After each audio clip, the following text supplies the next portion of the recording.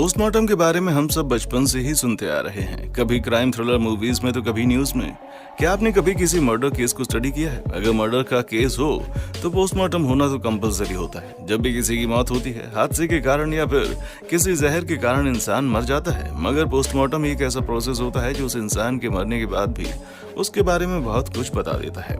किसी के दिल को पकड़ना हो या फिर मौत की वजह जाननी हो, सबसे पहले पोस्टमार्टम का ही नाम आता है। दोस्तों, पोस्टमार्टम का सिलसिला तो यूं ही चलता रहता है, लेकिन आखिर ये पोस्टमार्टम किया कैसे जाता है, ये कोई नहीं जानता।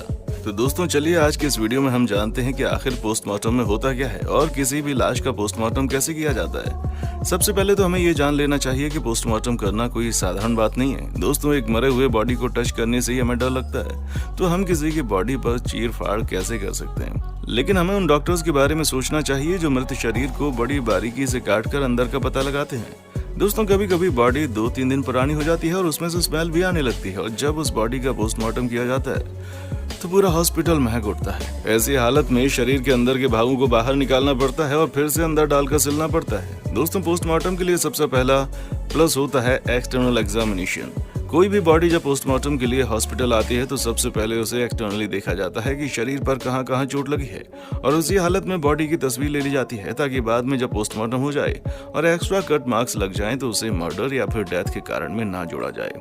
दोस्तों, अगर डेड बॉडी पर कोई टैटू या फिर पुरानी निशान है तो उसे भी रिपोर्ट में लिखा जाता है। दोस्तों, दूसरे प्रोसेस में यह जांच किया जाता है कि डेड बॉडी कहीं नशे में तो नहीं थी, इसलिए ब्लड, नाखून और आंखों के लिक्विड का सैंपल जांच के लिए आगे भेजा जाता है। इस जांच में हमें यह पता चलता है कि बॉडी में अल्कोहल की मात्रा मौजूद है या फिर नहीं, और सिर्फ अल्कोहल ही नहीं, किसी भी तरह का ड्रग्स अगर बॉडी में पाया जाता है तो इसी जांच से पता चलता है। दोस्तों, इस जांच के बाद ये जानना आसान हो जाता है कि डेड बॉडी के साथ क्या हुआ होगा। दोस्तों, इसके बाद फिंगरप्रिंट ली जाती है, मगर दोस्तों जैसा कि मैंने आपको बताया, कभी कभी बॉडी 1 या 2 दिन पुरानी रहती है और स्मेल होने लगती है, तो फिर फिंगरप्रिंट्स भी मिटने लगते हैं और इस कारण से सही तरीके से फिंगरप्रिंट नहीं मिल पाता। और जब फिंगरप्रिंट नहीं छपता तो डॉक्टर पूरे स्किन को ही हाथ से अलग कर देते हैं। ठीक जैसे कि आप अपने हाथों से किसी ग्लव्स को निकाल लेते हैं, वैसे ही डेड बॉडी के हाथ से स्किन को निकाल दिया जाता है। और दोस्तों, उसके बाद जो होता है वो सुनकर आपके होश उड़ जाएंगे।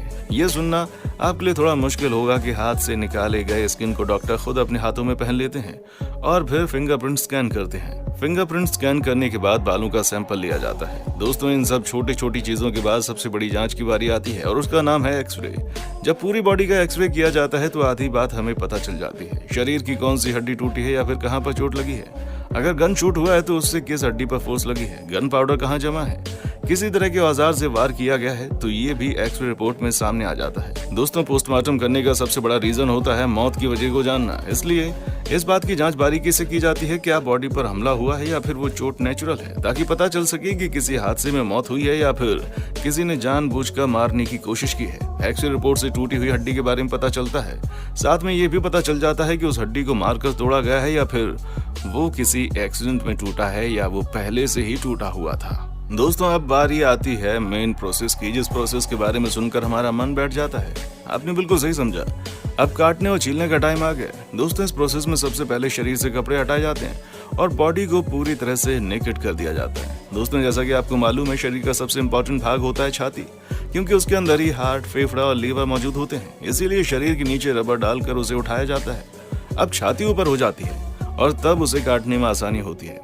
इसके बाद देखा जाता है कि आज बॉडी किसका है, जैसे कि अगर वो मेल यानी पुरुष की बॉडी है तो उसे वाई शेप में काटा जाता है और चमड़ी को बिल्कुल अलग कर दिया जाता है, और अगर बॉडी फीमेल की यानी महिला की है तो उसे यू शेप में काटा जाता है। और दोस्तों, ये कट कोई छोटी मोटी कट नहीं होती है, इसमें कंधे से लेकर नीचे प्यूबिक बोन तक पूरे बॉडी के चमड़े को निकाल दिया जाता है और बाकी के लेयर्स को भी निकाल दिया जाता है। दोस्तों, अब डॉक्टर्स के सामने शरीर के अंदर का भाग होता है, जिसे धीरे धीरे काट कर अलग कर दिया जाता है, जैसे कि food pipe, hot songs, kidney, small intestine, big intestine, सब कुछ अलग अलग करके बाहर निकाला जाता है। उसके बाद उन सभी ऑर्गन्स का वेट नापा जाता है। दोस्तों, कभी कभी कुछ बीमारियां ऐसी होती हैं जिसके कारण हार्ट, लीवर और इंटेस्टाइन जैसे ऑर्गन्स का वेट बढ़ जाता है या घट जाता है, इसीलिए उनका वेट तौल कर लिख लिया जाता है। दोस्तों, इसके बाद उन सभी ऑर्गन्स के टिश्यू को अलग अलग करके जांच के लिए भेजा जाता है। अब बारी आती है फूड चेकिंग की। इंटेस्टाइन और स्टमक में कितना फूड मौजूद है और किस तरह का फूड मौजूद है, ये देखा जाता है।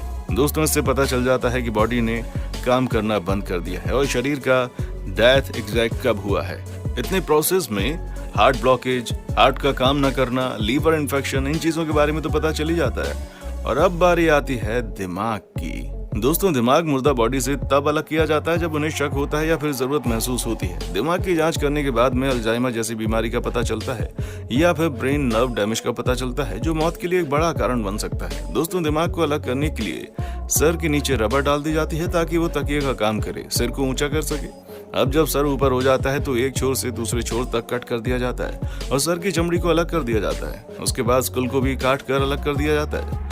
अब डॉक्टर के सामने सिर्फ और सिर्फ दिमाग होता है, जिसे स्पाइनल कॉर्ड से काट के शरीर से बाहर निकाल लिया जाता है। दोस्तों, जब डॉक्टर को शक होता है कि कहीं बॉडी में जहर तो नहीं दिया गया, तब उसे टॉक्सिकोलॉजी और क्रोमेटोग्राफी के लिए भेजा जाता है। इस टेस्ट में ये सामने आ जाता है कि बॉडी में किसी भी तरह का टॉक्सिन या फिर पॉइजन तो नहीं है। दोस्तों, अब शरीर के सारे अंगों की अलग अलग टेस्टिंग हो चुकी होती है और जो भी रिपोर्ट सामने आती है उसे डॉक्टर लिख कर दे देते हैं। जहर से हुई मौत का, या फिर गन शॉट, या फिर किसी के द्वारा किए गए हमले से, या खुद मरीज की बीमारी से, या किसी के हादसे में गिरने से मौत अब स्पष्ट हो जाती है। दोस्तों, कभी कभी ऐसा होता है पूरी जांच करने के बावजूद डॉक्टर को समझ नहीं आता कि आखिर मौत का कारण क्या है।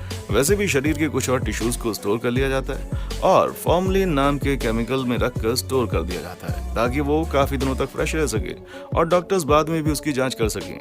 अब दोस्तों, सवाल ये उठता है कि बॉडी से अलग किए गए ऑर्गन्स को डॉक्टर फिर से बॉडी के अंदर डालते हैं या फिर उन्हें बाहर ही छोड़ देते हैं। दोस्तों, रूल के मुताबिक सभी ऑर्गन्स को वापस बॉडी में डालकर चमड़ी को सिल दिया जाता है, मगर जैसा कि मैंने आपको बताया, जब रिपोर्ट स्पष्ट नहीं हो पाती तो डॉक्टर कुछ और ऑर्गन्स को अपने पास रख लेते हैं। और दोस्तों, कभी कभी किसी मर्डर केस या फिर कोर्ट केस में सबूत के रूप में रिपोर्ट को पेश करने के लिए भी कुछ ऑर्गन्स को स्टोर कर लिया जाता है। कभी कभी कोर्ट के ट्रायल बहुत दिनों तक चलते हैं और सबूत में हेर फेर होने का डर रहता है, इसलिए कुछ जरूरी अंग जिन्हें सबूत के रूप में माना जाता है उन्हें लैब में सुरक्षित रखना ही सही होता है। दोस्तों, कभी कभी हमें सुनने में आता है कि अगर बॉडी में मौजूद किडनी या कोई भी हिस्सा बिल्कुल फ्रेश और सही सलामत मिलता है तो डॉक्टर उसे रख लेते हैं और दूसरे मरीज के उपयोग में ले आते हैं।